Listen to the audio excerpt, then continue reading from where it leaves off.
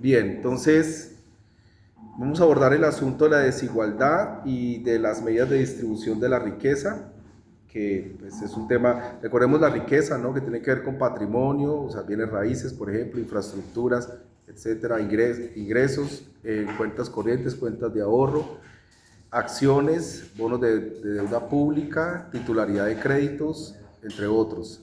Riqueza privada. En general nos ocupamos, nos interesamos más es en riqueza privada para no complicar los cálculos. Entonces vamos a ver cómo se distribuye la riqueza en una sociedad, en una nación, incluso en un municipio se puede también calcular y hay una serie de herramientas dispuestas para ello. Antes de eso yo quiero ver algunas cosas conceptuales que es importante tenerlas acá presentes. Bueno, la primera pues tiene que ver si es justa o no es justa la desigualdad.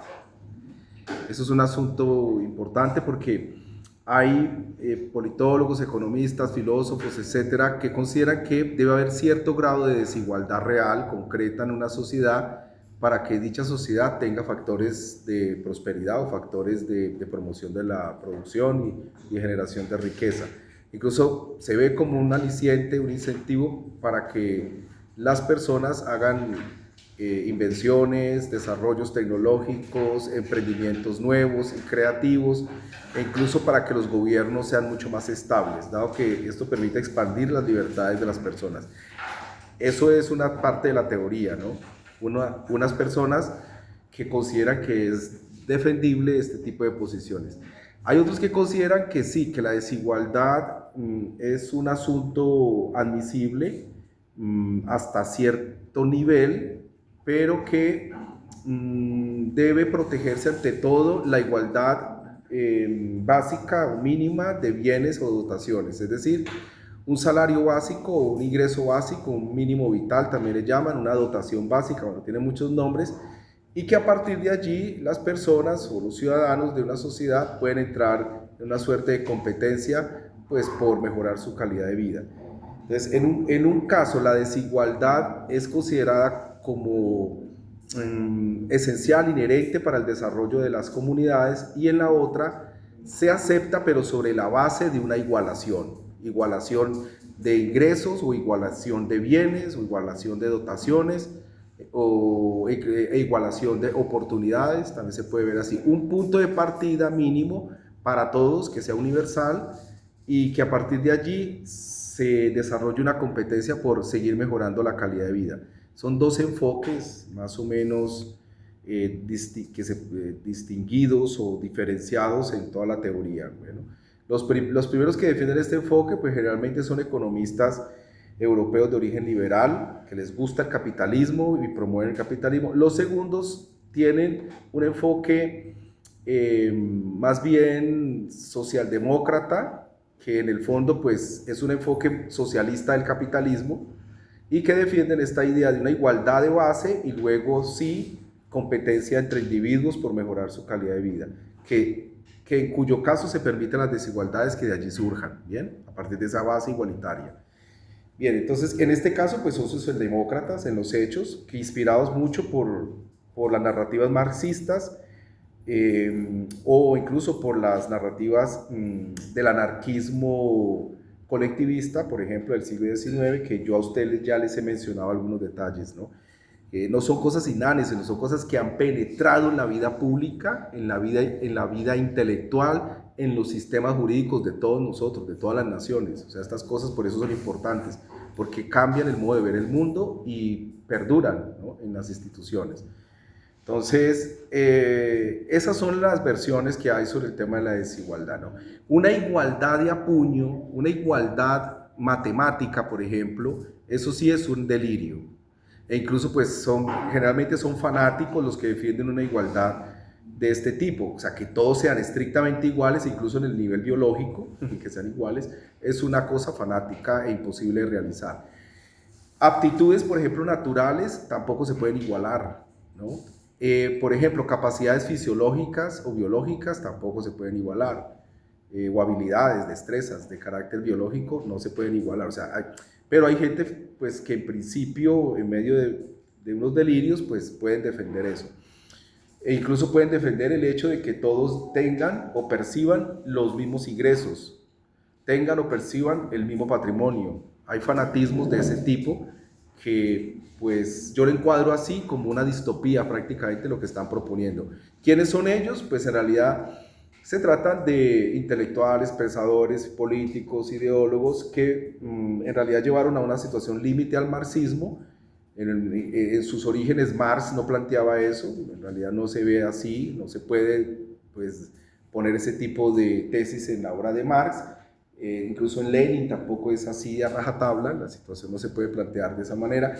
La igualdad matemática no se puede trasladar a la esfera humana, mejor dicho. De ninguna manera es un asunto que se pueda meter a martillazos. Son fanáticos en general y de esos tenemos en muchos lugares del mundo. E incluso son más bien retóricas que usan los políticos fanáticos para poder llenarse de privilegios, rodearse de privilegios, ¿no?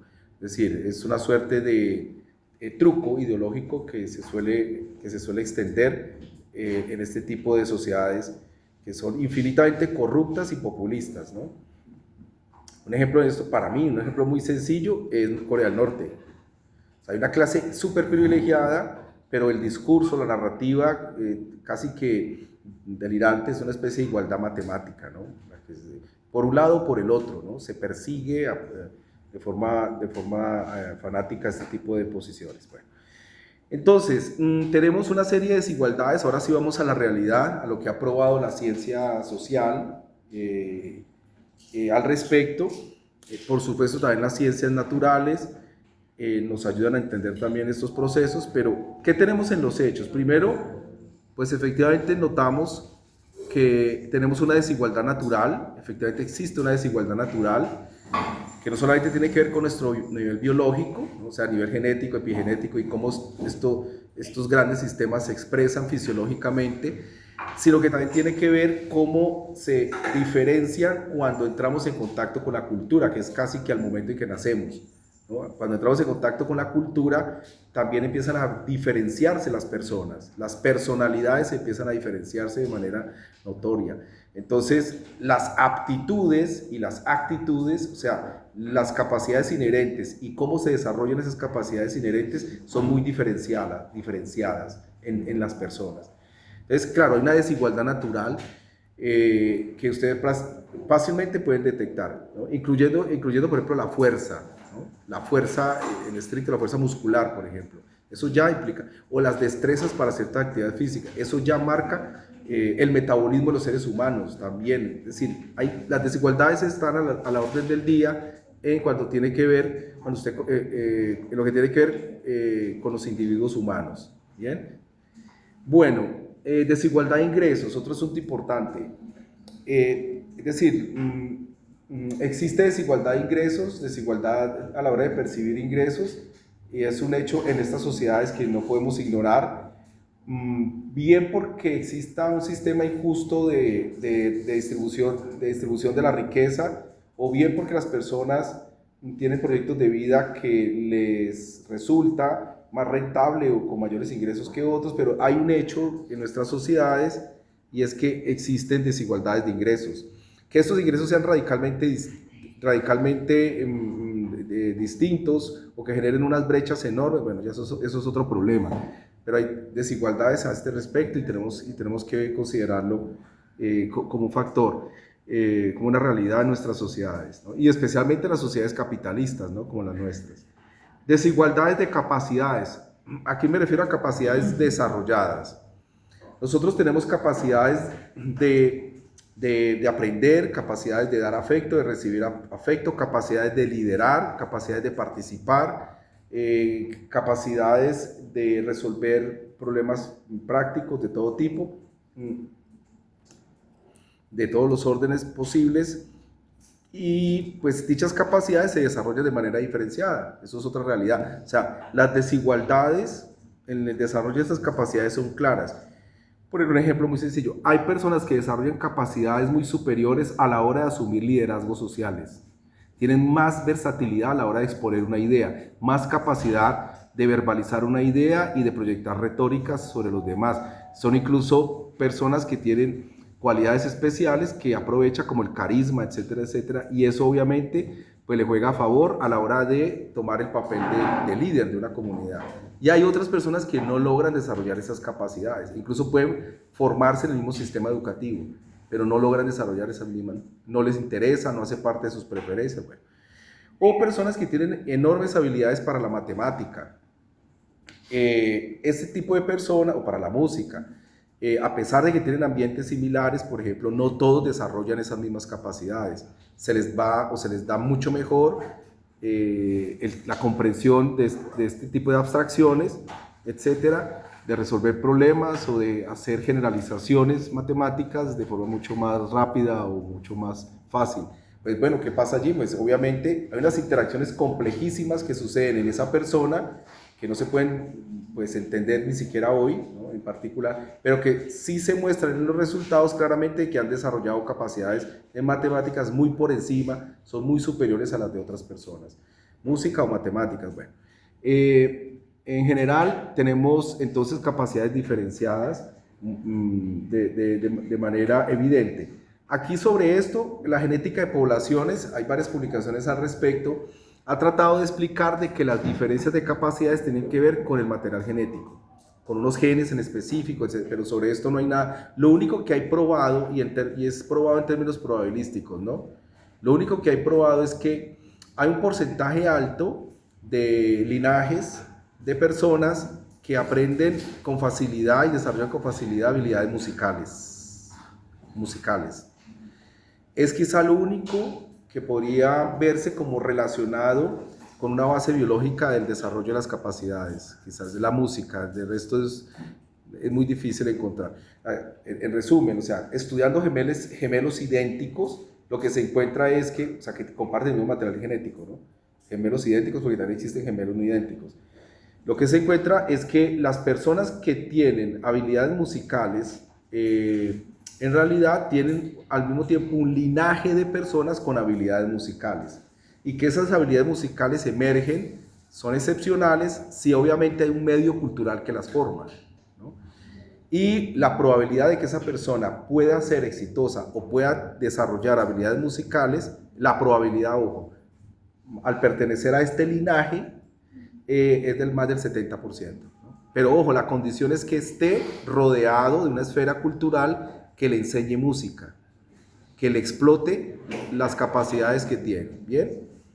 De resto, no hay ninguna otra justificación para apelar a un tema como de privilegios genéticos, o sea, ni en ingeniería, ni siquiera en matemáticas, etcétera, para uno poder como decir de que hay personas que vienen premiadas de nacimiento para una cosa o la otra.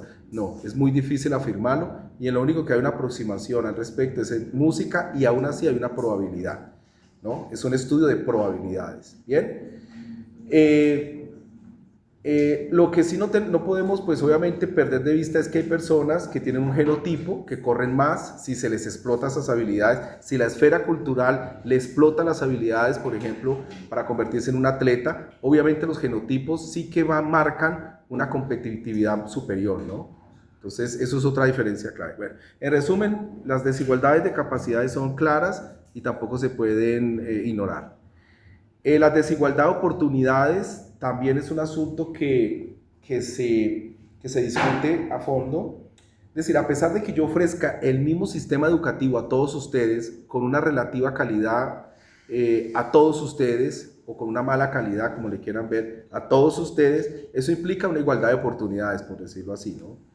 Hay la oportunidad de educarse y hay una especie de nivelación, no un solo rasero porque es un mismo profesor o es una misma nómina de profesores, ¿no? O sea, no pueden haber allí diferencias, ¿no? Sin embargo, resulta que cuando uno mira las historias de vida de los chicos, pues hay unos que acceden a mejores colegios que a otros, hay unos que tienen condiciones materiales mucho más favorables para poder estudiar, incluso acceden a mejores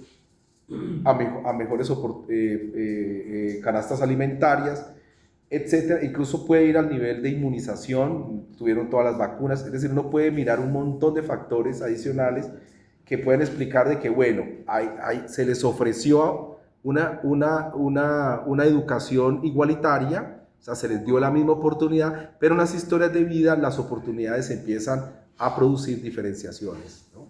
Las oportunidades no fueron distintas, ¿no? Se fueron diferenciando.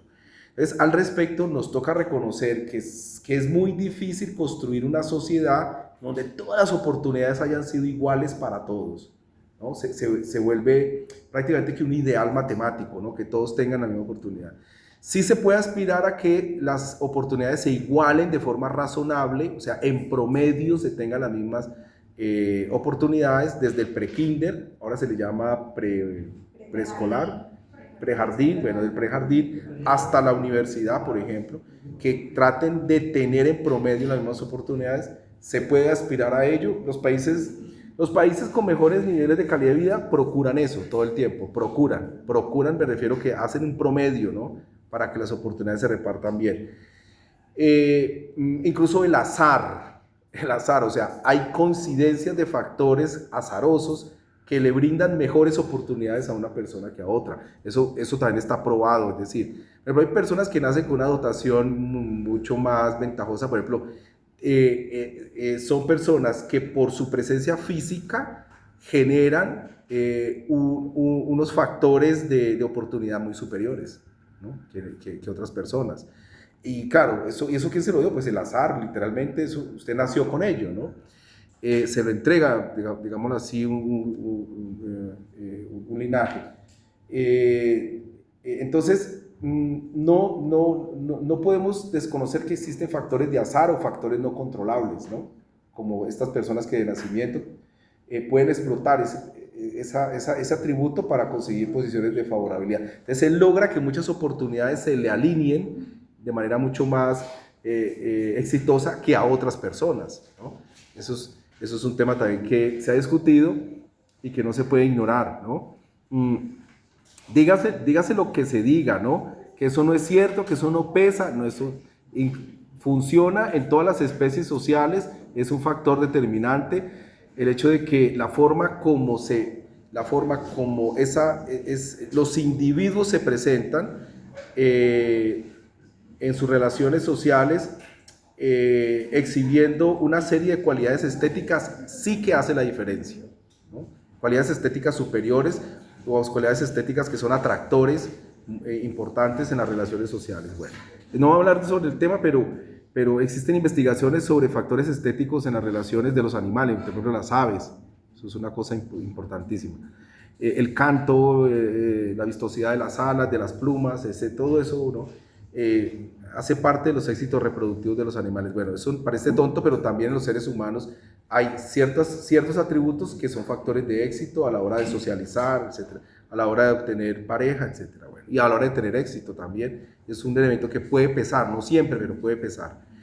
Bueno, bien, ahora, claro, hay cuestiones abiertas.